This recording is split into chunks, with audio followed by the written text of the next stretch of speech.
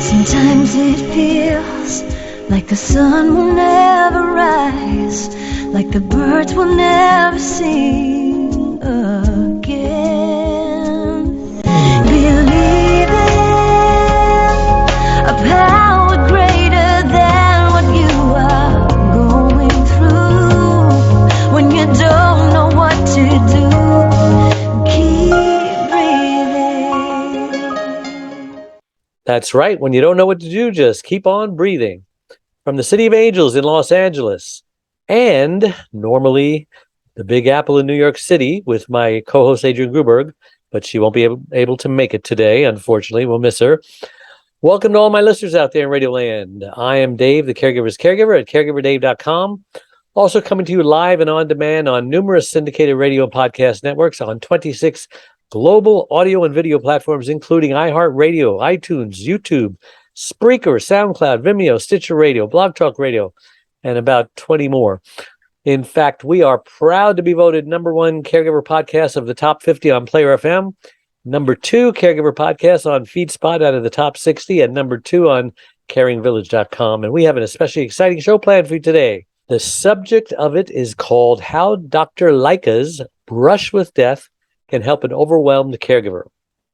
So Dr. Alan Lycka suffered a near-death experience and sought renewal through the wisdom of human virtues that refocused him on a life of richness, appreciation, joy, and service. He's now a full-time, life-changing speaker, acclaimed author, and transformational leader. But before we get started, I do want to thank my last week's guest, Dr. Ankur Patel, a geriatrician. That's a doctor who specializes in senior care, if you didn't know. Chief medical officer, pharmacist, best-selling author, age is just a number, a geriatrologist's secret for getting the most out of life. And just a reminder, you can watch or listen to that interview and all our interviews on our membership website, caregiverdave.com, or any of the other 26 global networks that I mentioned earlier. All right, enough of that. Dr. Lycka, welcome to the Caregiver Dave Show. We are so happy to have you on. Dave, thank you for having me. It's a pleasure to be here. Thank you again. The pleasure is ours. I always like to ask my guests just who is Dr. Alan Lycka and why was he placed on this earth? I've often asked that question, and sometimes I don't get an answer, but I think I was put on this earth to help people along. My life has taken many courses and changed in many ways, but my current journey is to help people in their current situation and help them to live a fantastic life. Cool. How long have you been practicing medicine? I started practicing medicine in 1989. I graduated from the University of Alberta. I ended up as a dermatologist, having studied at the University of Minnesota in Minneapolis, Minnesota. And then I came back to Edmonton till I practiced until 2019, when I walked away to help people in other ways. So what kind of a doctor are you? What's your specialty? I was a dermatologist. Really? Yes. Oh, anytime I see a dermatologist, I want to show him this mark on my face and say, should I worry about this? But I read somewhere that you only have to worry about the weird shaped ones, not the round ones. Is that right? What I tell Dave is when people do that to me, I say, we can examine you, but you have to take off all your clothes right now in public. So if you're willing to do that, I'll tell you what it is. But if you're not, then I'm not going to do that to you. So why did you want to become a dermatologist of all things? When I was going through, I decided there was a lot of things I didn't like. I didn't like emergency medicine. I didn't like intensive care medicine. And I certainly didn't like getting up in the middle of the night delivering babies. So I knew the things I didn't like. And then I ended up in a couple of dermatologists' office. And they'd walk into a room and they'd know exactly what it is right away. And I said, I want to have that skill set, that knowledge set. So there I then developed a plan to get into dermatology, and I became a dermatologist. Now, how many years does it take to become a dermatologist versus a surgeon or any other field? Well, you go through regular medical school. Then you get some training before you go into dermatology. For me, I did a rotating internship, meaning I went through all the specialties. Then I spent 3 years in internal medicine. And then I went into dermatology, which was a 3-year fellowship. Wow. That's why you started, by the time you're all ready to go, you're like in your 30s, huh? Yeah, I was already a gerontologist by Yeah. that. See, and you know how to pronounce that word. There you go. So, okay, you're doing dermatology. How long did you do that for? 30 years. 30 years. Yeah. So, what do you do now?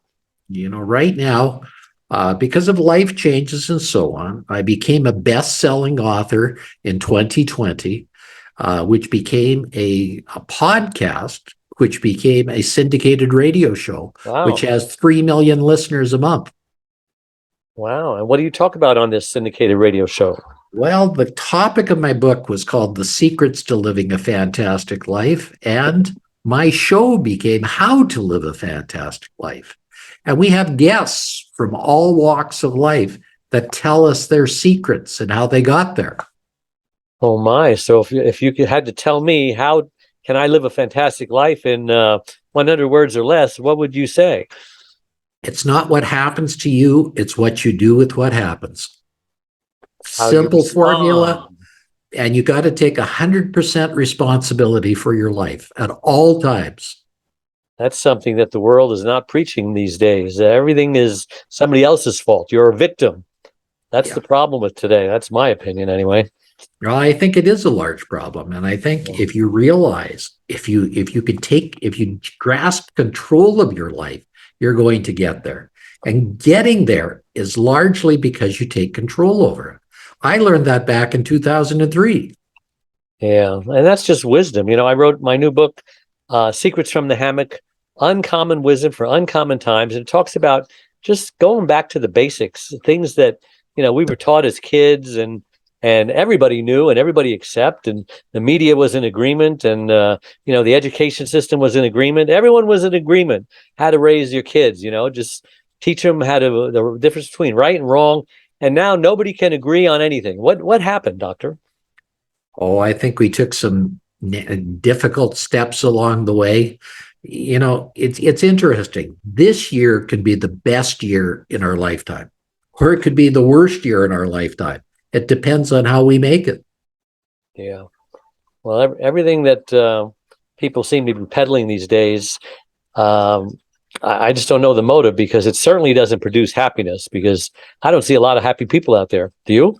No, but I think there's a cure for that. And the first one is to turn off the TV and radio stations that keeps telling you the world is ending tomorrow. For Bad 2 news. years, we got the pandemic update where everything was ending tomorrow. I mean, you got it on your news stations. I got it on my news stations. And then we got the post-pandemic news where there's a war in the Ukraine and there's inflation going through the roof. And, okay, the price of gas went up for a while. Yeah, I don't live because of the price of gas. I put gas in my tank, get enough. The answer is it's not going to end because of the price of gas. The price of inflation is up a bit, but we've had inflation rates of 22% back in the 80s. We're That's right. not And there yet. that's when they calculated it the correct way. So the answer is we've gone through a lot. We've amazingly gotten through it all. We've gotten through 2 world wars. We've gotten through a Vietnam War. We've gotten through a Korean conflict. We've gotten through all these other things, and we're still on this planet and doing pretty well. Well, I don't know. If you listen to the radio, they'll tell you that global warming is going to destroy the earth in like 30 years. That's something new to worry about, isn't it? I think there's always something to worry about and always something that can happen. And, the scientists probably can find a way around global warming tomorrow. In fact, one of my patients a number of years ago said, they could put little shields into the atmosphere that'll reflect the sunlight that's coming through, and it'll get it back to a normal area within a very short period of time. Some people say they're already doing that with these what do they call those planes that are making the chemtrails? That's what it is. Little aluminum that's supposed to be reflecting back, but you just don't know what to believe anymore. But Yeah. but your philosophy is just stop listening to the bad news. Well, I think you got to make it positive yourself. And you can do that, Dave. And I think you do that as well. I think on a given day, you can make a positive day. Why don't you start the day sometime thinking about what you can do good for other people? How about thinking how you can serve other people today? How about what you can do for your neighbor that you haven't seen for 2 decades? Maybe you can make a dozen cookies and knock on their door and say, I just wanted to make you happy. What about you being in the coffee line, buying the coffee for the next person in line for you? What about doing something that has a positive impact on the world? What about volunteer for the food bank and helping people there? Yeah, there's so many things we could do, Dave, that will make you feel better and help other people in this world. Well, you're just so gosh darn positive. What kind of response are you getting from this positive book? The answer is it's a international best-selling book, and it keeps on growing every day. And I'm going to challenge your listeners to do something positive today. I'm going to challenge them to do something for somebody else today that they wouldn't regularly do. Pay it forward, huh? Yes. Awesome. Well, that's a great challenge. Um, Now you talk about 13 golden pearls. Explain that. What's that all about? Well, it started a little bit with my life. Back to in 2003, I was told I had ALS, Lou Gehrig's disease. Oh, wow. I was given 6 months to live. Back in 2003? Yeah. I think they were wrong. Wrong, and my journey was long and tortuous as a result. But when you're told you have 6 months to live, Dave, what happens to you? Well, I just every day act like this is the last day of my life because I find that gives you a great attitude and you appreciate life more. So I assume you started appreciating every day and savoring it. Absolutely. The answer is you think differently when you've been given life to 6 months to live. And every day you're given on this planet is so much better than the alternative. You can't do anything with yesterday, Dave. So you're You living on don't borrowed time, huh? you don't know if you're going to live tomorrow, but That's you true. better live today, and you better live it to the fullest.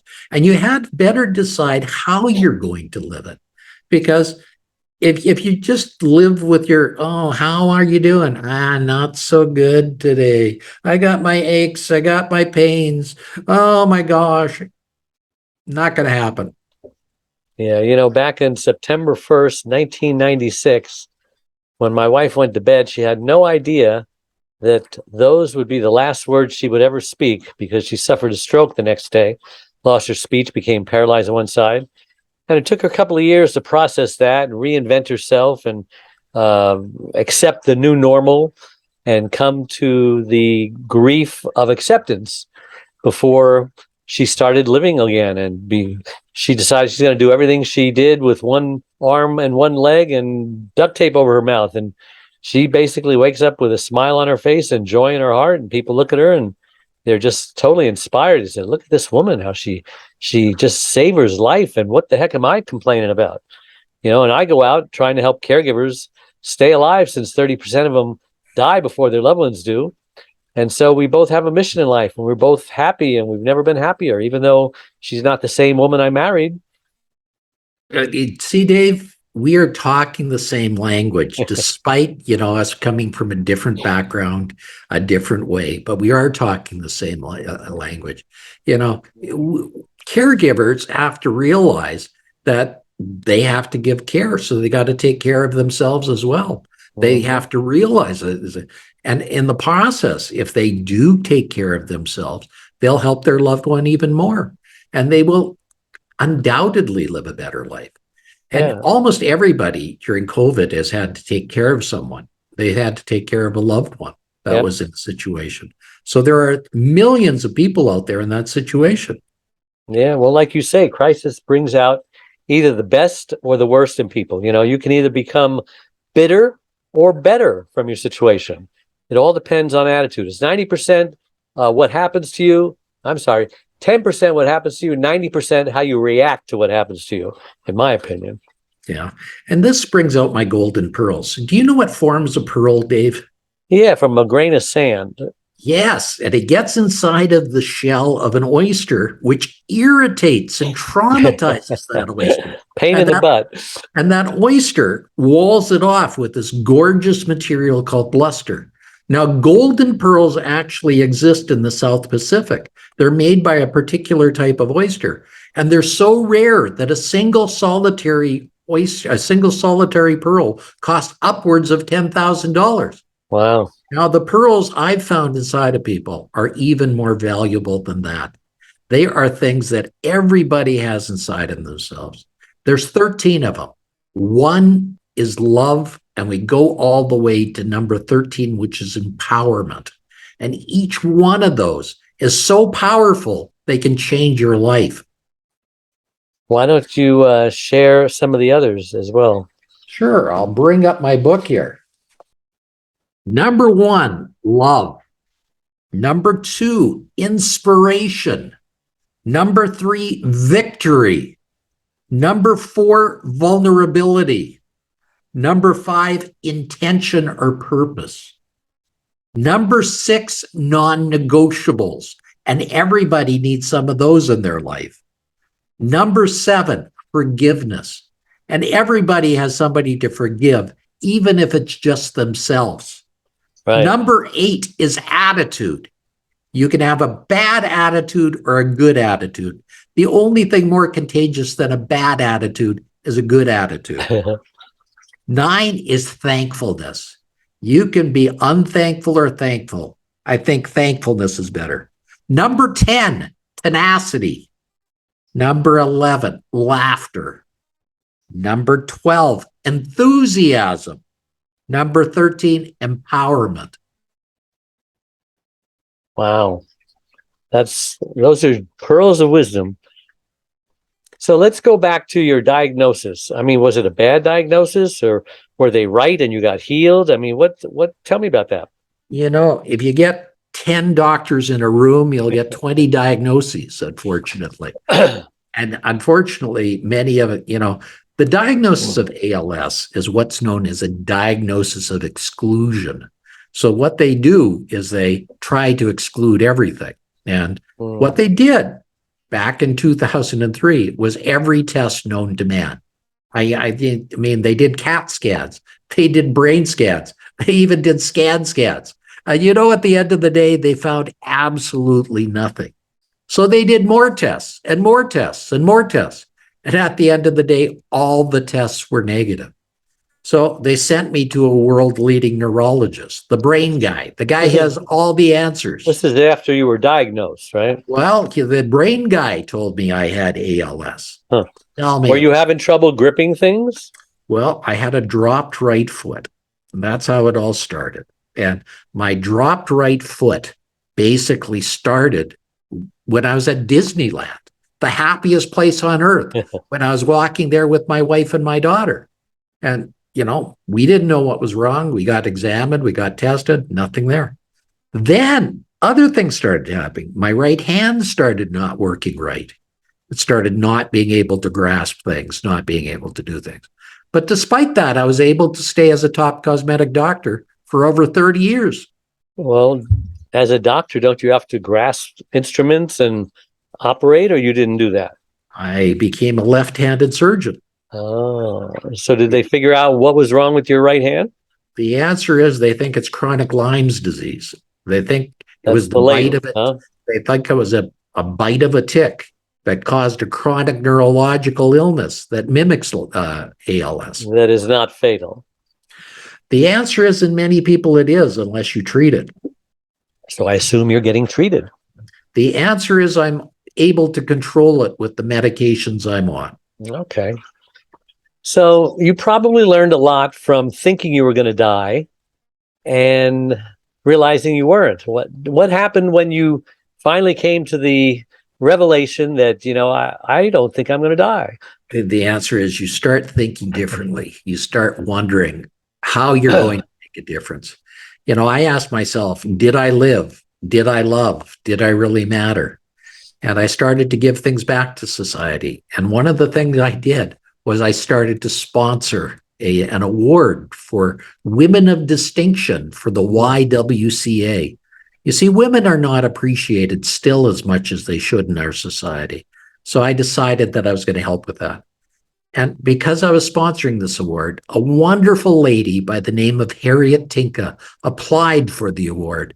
She had a story very similar to mine, but very different. She was a world-leading model that was walking the runways of New York and Milan and Paris, but she grew tired of that dog-eat-dog industry. So she decided to go into accounting. And she took accounting at the University of Calgary in Calgary, Alberta, Canada. And there she was befriended by a person who turned it out to be a psychopath who kidnapped her, stabbed her, and left her for dead. Wow. She ended up in a hospital on rehab. She was beside herself. And a little girl by the name of Amber wheeled up in a wheelchair and asked her story. Harriet told it to her, and Amber gave her hell, saying, Harriet, you're ruining your life. How dare you, she said. I've been in a car accident. I've lost both of my parents and the use of my legs, yet I'm going to do something with my life. Why don't you? So Harriet decided to apply for an award at the Women of Distinction. And she did that not to win the award, but to meet me. And she encouraged me to write the book, The Secrets to Living a Fantastic Life. And there's her name on there as well as the co-author. It took us years to write this book as a result. And it came out in 2020. So there's a short story of how something like this changes lives and changes it for the better. We both weren't damaged by the things that we went through, but like fire hardened steel, these things hardened us and made us better for what we went through. My audience are burned out caregivers. And so they go through burnout, the grief process. Tell us briefly about your grief process. I went through all the phases of grief there, Dave. I went through anger. I was angry at the world. I could bite the head off nails. I was angry at my wife. I was angry at my patients. I was angry at my staff. I was angry at my children. I went through bargaining. Oh God, please don't let this happen. I'll do anything if you don't let this happen. I went through denial. Denial. There's nothing wrong. I can handle it. I can do anything. But, I couldn't. And then I went through depression, Dave. Have you ever been depressed? Not clinically, no. Okay, it's the worst. I call it the black days. That's when you can't sleep. You can't eat. The world is awful. You can stay in bed all day staring at the ceiling and not get anywhere. Why? Because you're going to die anyhow. The only phase I didn't go through at the end was acceptance. I didn't accept that I had the diagnosis. Now, caregivers have to accept it because they're going through a difficult phase, but they also have to reach out for help from others because others can help them along that pathway as well. Were you ever suicidal? The answer, absolutely. I wasn't going to die from ALS. It's an awful disease. You end up gasping for air and you can't even breathe. So I wasn't going to go there. But that's when I asked my wife what I had. And she said, you're smart. You can figure it out. And I said, how can I figure it out? She said, well, you probably haven't seen the right doctor yet. So something new in the early 20s was invented. The early 10s, when I was having this. The answer was, there was the internet. You ever hear of the internet? Yes. I laugh about that because it isn't that old. It's only 20 years old. Yet it's everywhere now. It's right there. And because of the internet, I found a doctor in Colorado Springs that went through what I did, was diagnosed with the same diagnosis, was put on treatment, and on his deathbed arose from the dead. So I went to see him, and he started me on treatment, which kept me going to this day. Wow. Well, I can't believe how quick the time goes when you're having fun.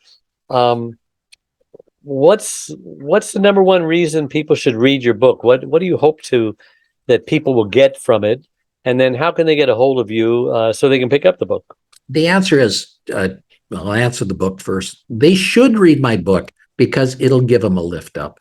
If they follow just one of my golden pearls, it'll change their life. It'll literally change their life around to the point that they'll be able to do the things they want to do. Secondly, if you want to get in touch with me, my website is Dr. D-R-A-L-L-E-N, Lycka, Lycka.com. If you want to write me, just even to say hi, that you liked what I had to say, or you want some advice, write my girl, Tammy, Tami, at Lycka, Lycka.ca. Tammy at Lycka.ca. We answer all our letters. Really? I'd love to talk to you. How do you find the time to answer all your letters? The answer is you have a system and you make things happen. And you have a girl. And I have a girl that helps me out with all the things I do. And as I say, it's a wonderful life. It is a wonderful life, to quote a movie. Well, thank you so much, Doctor, for coming on the show. And you already mentioned how the listeners can reach you. That's very gracious of you to offer that. You'll talk to them, you'll answer their questions. So everybody who's listening, remember that all our shows become recorded podcasts and videocasts on all your favorite platforms. And you can purchase my newly #1 release book, Secrets from the Hammock, Uncommon Wisdom for Uncommon Times. Great book that's changing lives all over the world. The only way to eliminate negative effects of unwise choices is to start making wise choices. And it's available wherever books are sold, and my website, caregiverdave.com, a free membership support community with lots of tools and resources and free gifts. And make sure you check out my Facebook page with the same name, Caregiver Dave, a community of 34,000 caregivers. And if you click the like or follow button on whatever you're listening to on this platform, it helps us to reach even more people with Google's search engine algorithms. Not quite sure how that works, but it works. So thank you again, all my listeners out there all over the world, for tuning in every Wednesday, making us the #1 caregiver podcast on the internet. So until next week, same time, same channel, may God richly bless you all. Bye-bye. Thank you, Doctor. Thank you for having me, Dave, and I hope I can help others along the way. I'm sure you will. I'm Dave Nasani. My 4th book, Secrets from the Hammock, Uncommon Wisdom for Uncommon Times, is a #1 bestseller on Amazon. As a young boy, I was told I possessed an unusual amount of wisdom for my age. As a young man, I found myself counseling friends and older family members whenever they needed answers to their problems. Then at 21, I read the Bible for the very first time and learned how King Solomon asked God for wisdom instead of riches, yet he received both. I was so impressed that I too asked God for wisdom. Soon after, I discovered when lying on my hammock, I would receive wisdom from God. This book is the result of my passion to share with the world wisdom's tremendous benefits. Join me as I reveal practical aspects of wisdom for the mind, body, and spirit. 31 lessons I learned from God that can change your life. Available in hardcover, Audible, Kindle, and paperback, wherever books are sold. I've spoken all over the country and London, and am available to speak at your event. Contact me at hammockwisdom.com.